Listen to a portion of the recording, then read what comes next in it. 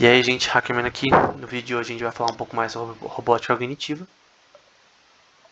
E aqui a gente tem no site, né, da Associação de Psicologia Americana, né, ou American Psychological Association, né. Que vai ter aqui um post escrito pela Margaret Serud, PhD pela Universidade de Minnesota, de medicina, né, que ela vai falar um pouco dessa questão das funções cerebrais e de aprendizado. Aqui é uma parte importante, né? Ali embaixo ela tá falando ali. O cérebro, né, ele começa a amadurecer antes do nascimento. E embora ele continue a amadurecer ao longo do tempo, né, ao longo da vida, esse amadurecimento, né, não é o mesmo para cada pessoa. E aí ela vai dizer, isso não é surpreendente, né, porque apesar de tudo, nossos corpos eles crescem de diferentes formas, né, quando chegamos à puberdade, né, diferentes idades, e a nossa maturidade emocional também é em diferentes tempos. Então essa é a questão inicial, né, como que nosso cérebro se desenvolve no feto, né. E aqui, antes disso, a gente quer ver algumas funções cerebrais.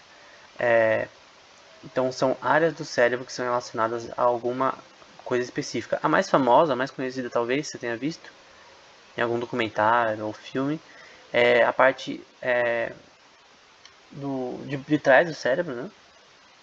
Que pode ser relacionada à visão, por exemplo, na parte rosa ali, e processamento de visual, normalmente chamado de V1 essa área. Ali em cima, movimento, na parte azul. Ali embaixo, né, dá pra você ver ali cheirar, né? Cheiro, smell, na parte laranja. Memória virtual, ali a área relacionada à fala, ou de processamento de fala, né? Normalmente considerada a área de Broca e a área de Wigner, alguma coisa assim. São as duas áreas que são relacionadas à fala em si, né? E quando você tem essas áreas afetadas, você tem um problema. Algumas partes relacionadas a raciocínio lógico, a ouvir, né? Então, o output do que você está ouvindo chega no seu ouvido e é processado naquela área do cérebro rosa. É escrever, enfim. Então, a gente sabe, sim, como já mostrei também em outros vídeos com até slides melhores, que tem várias áreas do cérebro que são relacionadas a uma coisa específica. Então, tem áreas que são relacionadas à memória, hipocampo, por exemplo, o hipocampo junto com a basal ganglia e o próprio cerebellum, né? Juntos atuando na memória e no aprendizado, né? Então toda a área da basal ganglia ali, as suas partes, né?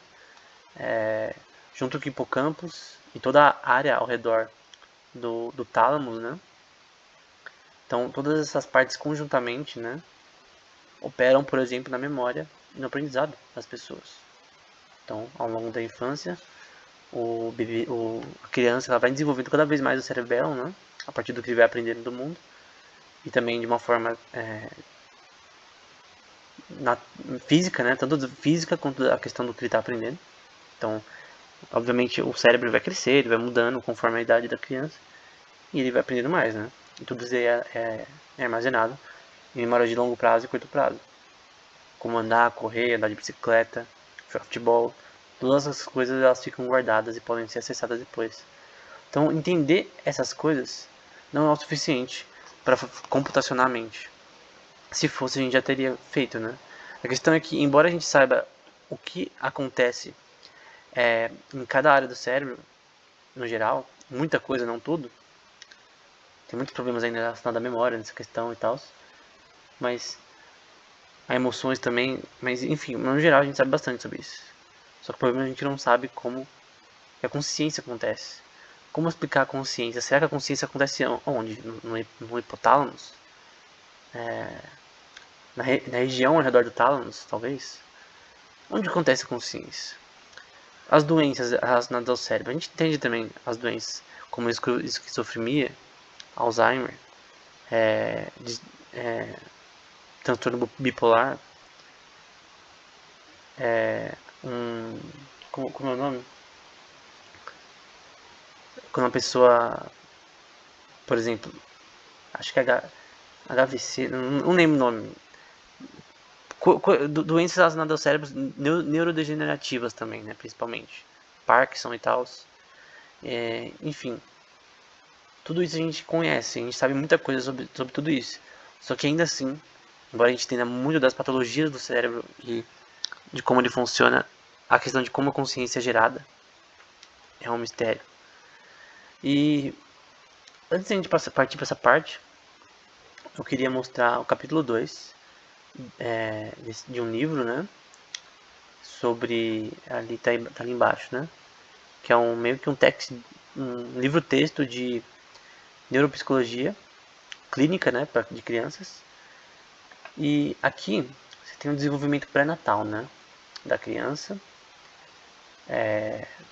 Adaptado de um cara de 1979, que é o Cohen. Então você vê ali com 25 dias ali, o embrião depois de fecundado, obviamente. Ele já começa a desenvolver ali a sua mentezinha, né, o seu corpo. Nesse caso ali só tá mostrando a cabeça da criança ali. 35 dias, 40, enfim, até os 7 meses você já vê algo bem construído, né? Acho que principalmente desde os 5 meses, né? Depois dos 5 meses você já vê algo que já tem uma forma estrutural, né? E ao ponto de chegar ao que nós temos em 9 meses. Mas embora a criança nasça com 6 ou 7, 8 meses, já tem um desenvolvimento estrutural já o suficiente para ela nascer. Então, uma criança que nasce de 5 meses vai ter problemas bem intensos. Agora, nascendo de 6, 7, 8, talvez não tenha tantos, né? Porque no geral, por exemplo, eu sou de 7 meses, eu nasci de 7 meses e normal. Eu tenho até um curso da Universidade de Genebra que eu terminei recentemente, até antes de fazer esse vídeo, que eles falam dessa questão do desenvolvimento antes do nascimento correto, né? E que as crianças que nascem de 6, 7, 8 meses têm um desenvolvimento comum, assim como outras crianças que nascem de 9, né? Então, tem essa questão, mas isso aqui mostra o desenvolvimento dentro do cérebro da criança, né? É também chamado de neurogênese.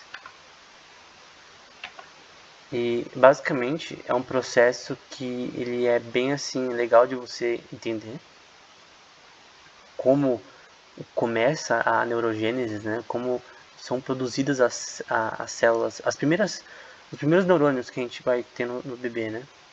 E é estranho que vai ter muita morte de neurônios nesse processo, mas todo esse esquema ele é muito bem construído, obviamente, pelo design divino aí. E você tem aí uma estrutura, né, da migração de...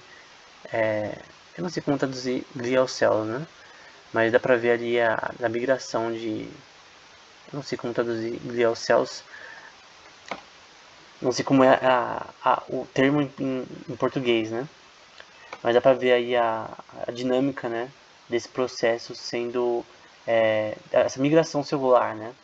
Para ter a construção de toda a estrutura que você vê aqui ao longo do tempo, né? Então essa forma ela vai se tomando através de neurogênese, né? Através de vários outros processos que permitem que toda a forma dos neurônios possa ser desenvolvida de forma estrutural, né? Física. Então você tem ali em cima aqui seria como se fosse um corte, né, do cérebro, né? Então ali em cima você tem a parte da superfície do cérebro, né? O córtex primitivo ali também em cima, que seria a parte inicial, que vai ser construída, né? Como se fosse um primeiro...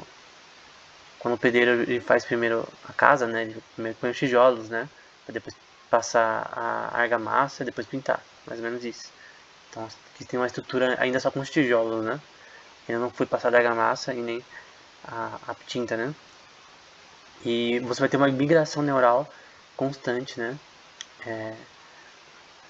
Para que isso possa ser reconstruído, né? Tá até falando ali embaixo na parte verde, né? Que os neurônios eles vão migrar, né? Saindo da parte ventricular e subventricular, né? Dessas zonas, e indo para camadas mais superficiais, né? Então é um processo bem bonito. E na parte prática, né? Dá para ver o desenvolvimento ao longo do tempo, né? Então, depois de nascido, né? Após Natal, da questão dos neurônios, né? Ele tem vários tipos de neurônios, né? Daqui é só um. E dá pra ver ali de uma forma gráfica, né? Nesse caso aqui, ao longo da área de Broca, né? Então, a área de Broca que é relacionada à questão de análise de linguagem, né? Quando afetada essa área, você tem problema de linguagem na pessoa, como a afasia, enfim. E dá pra ver ali, quando é recém-nascido, ele vai evoluindo com 1, 3, 6, 15 até os 24 meses, né, de vida. E nesse caso 2 anos, e dá pra ver que a estrutura ela vai crescendo ao longo do tempo, isso até a fase adulta, né? Então tem essa questão, essa controvérsia, se há neurogênese depois de adulto, se são criadas, não. Se há neurogênese, obviamente não tem neurogênese como na criança, né? Mas a questão é que até uma fase da vida você vai ter uma produção maior relacionada ao desenvolvimento cerebral, né? Então, obviamente o cérebro de uma criança de 3 anos não é o mesmo de uma criança de 12. Vai desenvolvendo fisicamente e as coisas que ela vai aprendendo ao longo do tempo também ajudam nesse desenvolvimento. Então tem a parte tanto psicológica da criança quanto a parte neurocientífica, né? Então, tudo isso daqui é um capítulo 2, né? Uma parte bem pequena do livro de Neuropsicologia Clínica de Crianças, né? Livro muito bom, por sinal. Então, próximo vídeo a gente continua. Até mais.